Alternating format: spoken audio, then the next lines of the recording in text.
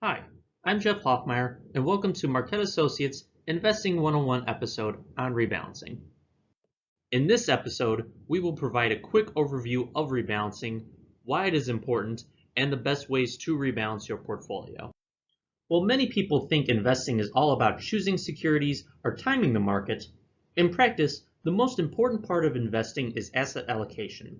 That is, the diversification of the portfolio and how much of it is in each investment. Setting an appropriate asset allocation will help an investor meet their financial goals while maintaining a level of risk they are comfortable with. However, the weightings chosen for an asset class are not constant and will change over time depending on how each investment performs. As a result, it's necessary to rebalance our portfolios. Let's look at a quick example. Here is a simple portfolio made up of 60% stocks and 40% bonds, starting in 1960. As we can see, over time this portfolio drifts more and more heavily into equities as stocks historically have outperformed bonds in the long run. The problem with this is that we end up with a portfolio that does not match our risk tolerance or return objectives. Because of the outperformance of equities, the standard deviation of the portfolio ends up being much higher. By rebalancing, the asset class weightings are brought back to the original asset allocation, keeping the portfolio in line with our long-term goals. So how do we rebalance a portfolio? There are two strategies. The first is calendar rebalancing, simply returning to the target asset allocation on a monthly, quarterly, or annual basis. This form of rebalancing is often used by many 401k participants as it doesn't require any monitoring. Taking our 60-40 portfolio from earlier, we can see that the return differences between the varying frequencies is surprisingly small, as the 10-year rolling returns are closely aligned with one another. However, less frequent rebalancing does lead to higher tracking error from the target asset allocation.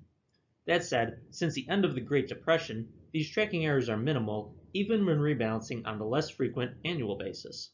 The other common method for rebalancing is range-based, and is the strategy most commonly used by institutional investors. In this method, rebalancing is based on how far the portfolio has deviated from its target. The advantage of this is that portfolios are only rebalanced when necessary, avoiding any unneeded transaction and operational costs.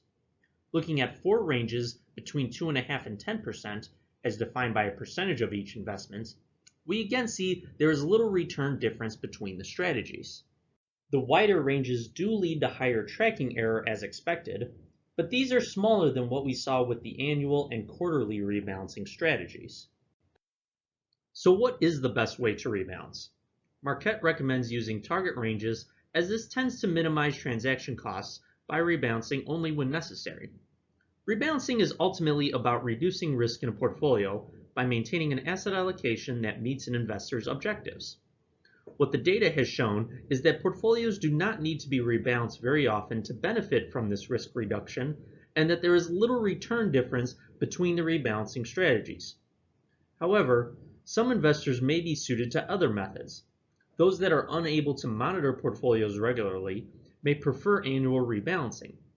Likewise, those that want less volatility in their portfolios may set tighter ranges than those shown here.